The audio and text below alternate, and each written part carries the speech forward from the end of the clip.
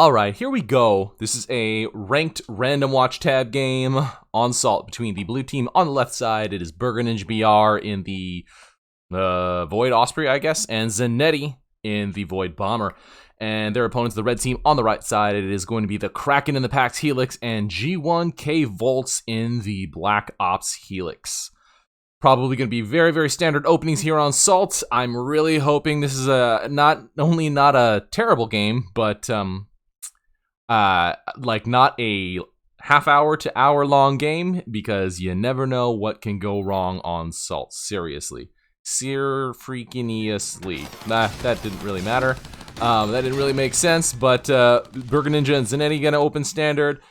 G1K and Kraken gonna open standard.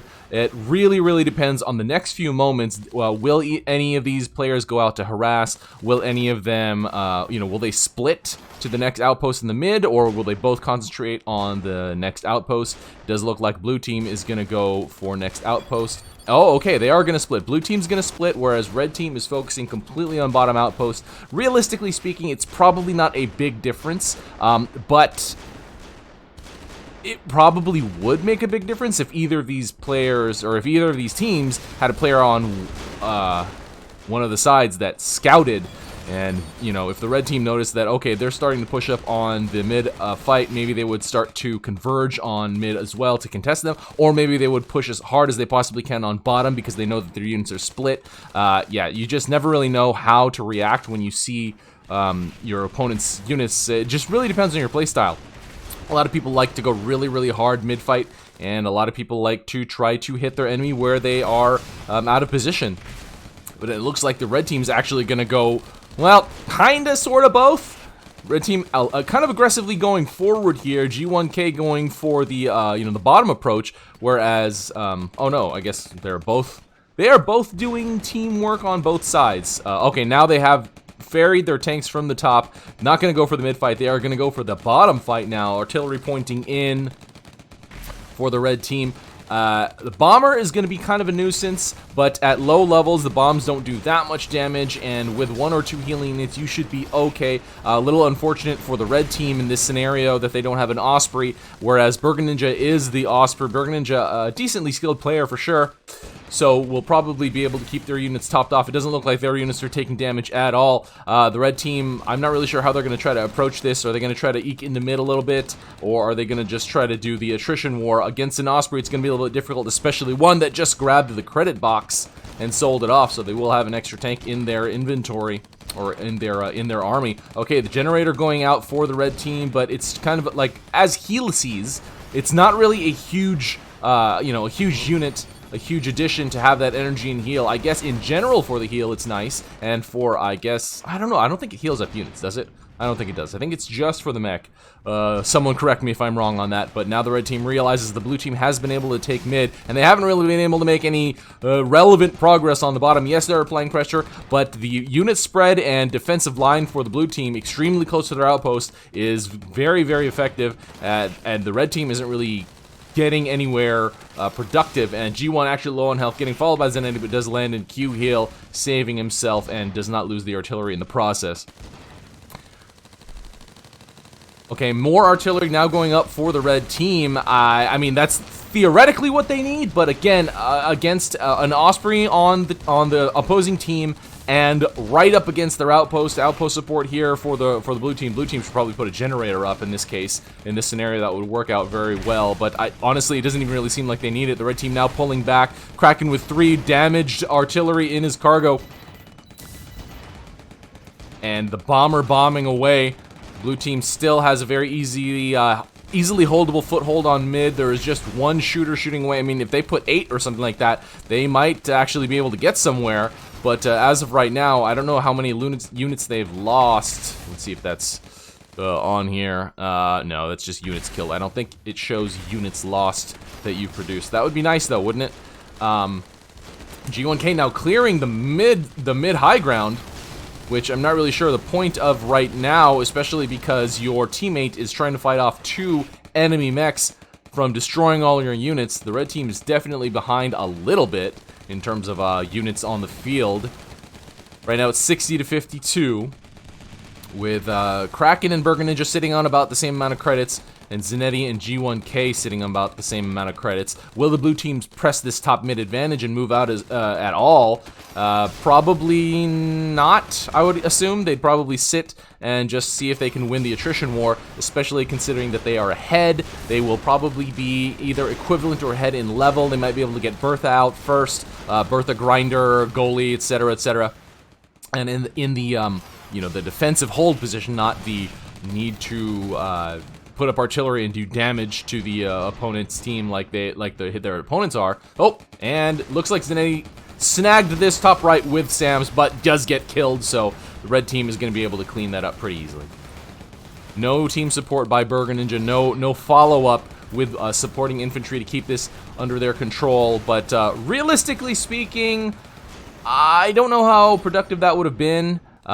Just trying to, you know, leapfrog forward over here. Busters and all, gonna clear unit after unit one at a time down here.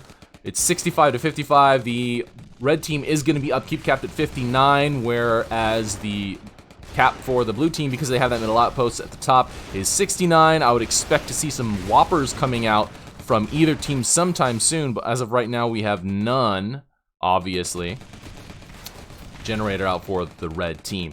The red team's actually losing quite a lot of units, and if they don't pull back with more urgency, the blue team's gonna, you know, make this disparity in upkeep a lot larger than it currently is. The Krakken trying to approach this mid, but from the low ground it does get a little bit difficult. No artillery, just tanks, and at this point he might want to just focus on the neutralization. Units saved be damned. Krakken does grab the box, but okay, lots of red units being lost down here. Blue team had a grinder. I think that was BurgerNinja with a grinder, but Zaneti gonna apply AoEs, slashing over here. Tesla tower also, so the red team's gonna lose a couple tanks while they are, you know, attempting to harass BurgerNinja down here as a team. BurgerNinja, again, healing up the units right next to his outpost. It's gonna be very difficult, as he can just catch it with his heal beam. Okay, grinder actually goes down, but still the red team has lost way more units than whatever the blue team has lost up at this point. They are actually pretty aggressively trying to approach this outpost. Krakken get finished off on the way out there by BurgerNinja, and just by himself here, I don't know what G1K can actually accomplish. Again, the Bomber Osprey combo is being very, very difficult for the red team to handle, whereas the Osprey heals everything up. The Bomber, you know, applies that AoE and just slowly deals damage.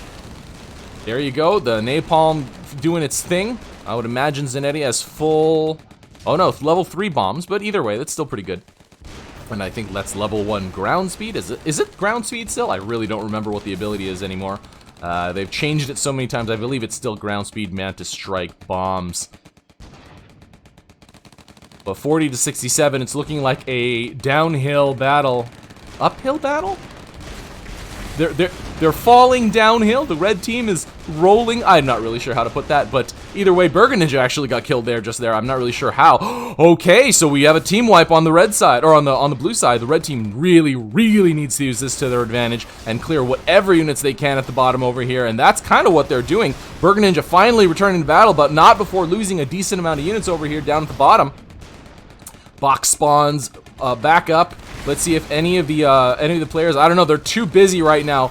I don't think anyone's gonna be grabbing the box. Zaneti probably does see it there, but just trying to bring back defensive units. Krakken and G1 trying to apply as much pressure as they can, but they are at a unit disadvantage in this fight. Krakken really low on health, but Zaneti getting finished off there by G1K. Will the red team be able to make more of this than it already is? Okay, Krakken does go down, so now G1K is by himself, just trying to, you know, just trying to approach this blue outpost, and once again against the Osprey and the superior number of units, it's not going to be very successful, I would think. And bomb by Zaneti. G1K forced, okay, and gets focused again by the red team.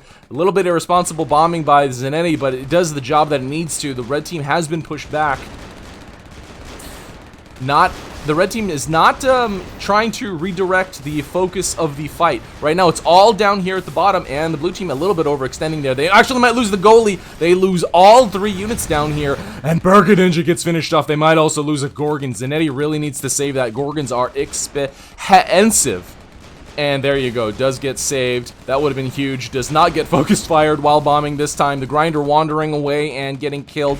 BurgerNinja now respawning, coming back to the fight. But now Krakken and G1K are actually creeping up fairly scarily for the blue team. But the 2 goalies out on the field to to heal up by the Osprey. Again, the red team hitting a wall down there. Very, very small space to fight and spread your units. It's a very hard approach down here at the bottom on Salt. Honestly, at the top too, because here is like your closest spread area, and then you're forced to spread down here, and then down here as much as possible if the blue team, or if the opponent has not made a wall right there already. G1K getting finished in the retreat, and this looks like it's going to be cleanup time for the bomber and for the blue team in general. Blue team could actually push here. There's not many units over here for the red team. Oh my god, I did not notice this. The Kraken sniping this outpost underneath the blue team's nose with brutes. It will go down to neutral pretty soon with the unit focus, or the mech focus over here, but the blue team, or the red team with a little bit of hope. BurgerNinja getting finished off. Okay, someone needs to go back and get creeps right now for the red team.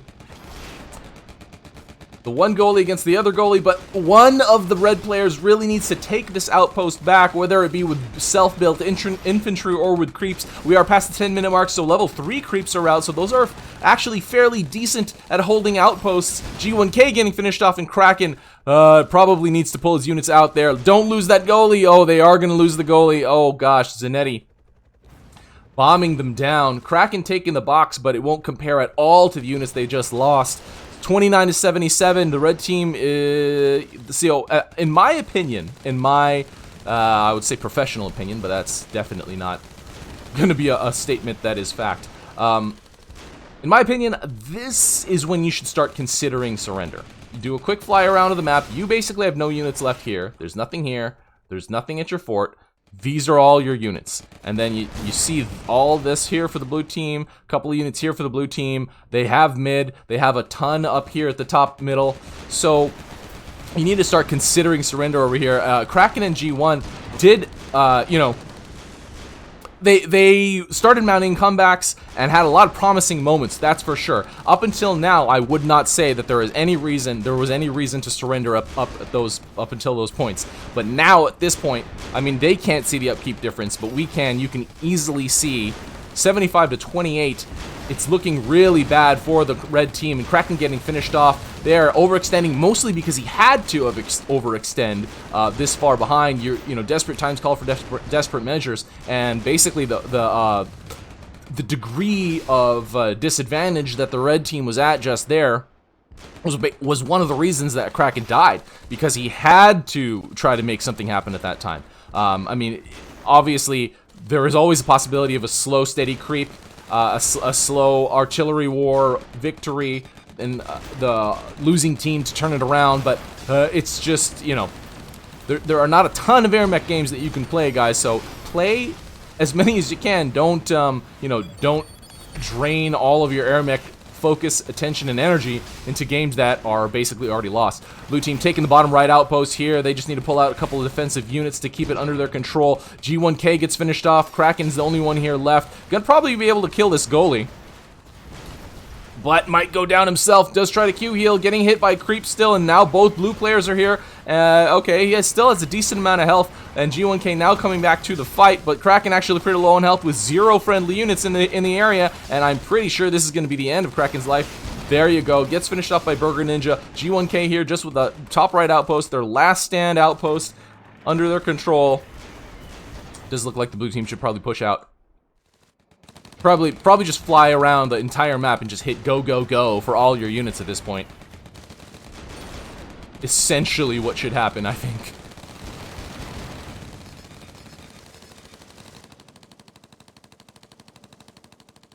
Blue team working on that last outpost. It has gone down to neutral, although there are 3 red creeps. That doesn't really mean that much, especially with the number of blue units in that bottom left outpost that they can just hit send on. That's the thing, you know what? A lot of experienced players have, quote, learned that they shouldn't use commands and they should just ferry all their units. That's not the case. You need to mix it up. You need to be able to identify when you should be using unit commands, or instead you should be ferrying. I mean, obviously most of the time you should be ferrying because it does give you a significantly higher degree of positioning and control of your units. But when you know you need to make a quick move, especially like for example when this got neutralized before, the blue team could have pushed up, or when this had a lot of their units killed, their 2 mechs were dead. That's the time to start hitting go, go, go. I guess one of the biggest problems is the fact that tanks not only slowly accelerate, but have slow top speeds compared to basically every other non-tank unit. But still, with the appropriate reactions, if you act as quickly as possible, you can negate those negatives. Negate those negatives is a terrible phrase, but yeah, you can help buffer. There's a word that I'm looking for. Frisky Cow, help me out. But there are, you know, there are definitely reasons to push tanks other than overwhelming advantage. Now it is time to go. But at this point, the red team is taking domination damage. The blue team just staying far away. So this is something that I would really love to see AirMech players stop doing, because this is playing it overly safe, like stupidly overly safe in my opinion. It's just crazy to not approach with this basically game-ending advantage. Either way, Zaneti and BurgerNinjaBR taking this ranked 2v2 onslaught over the Kraken and G1KVoltz. Small lessons to learn there, I guess. One I think is just awareness of the situation, and not just the situation as in like you realize what situation you're in and then take the appropriate actions that that situation calls for, but just realizing what situation you're in general. A lot of times people don't even realize how far ahead they are. Therefore, they just keep stalling, keep turtling up, just keep trying to hold the outposts they can. It's really worth a fly around, guys. I mean, it's really easy to fly around the map, and if you take the proper flight paths, the enemy won't focus you down and kill you. So just, you know, try to do that every once in a while. Fly around the map. Try to assess whether or not you are ahead, behind, the enemy is in a different position. I think scouting has become something significantly underutilized in modern AirMech, which is a funny term to say just by itself. But please scout more. Please scout more. Really makes a difference. Check out my video description. Tons of links. Tons of fellow AirMech streamers and YouTubers. Off the top of my head, Red Dog has been making videos recently. Overkill obviously makes videos and has produced a few recently. Obviously, Pro exports a lot of his stream games to YouTube. And yeah, if you're interested in casting AirMech, let me know, and we can get you started. The more the merrier. This is RUI, and that is game. See you next time.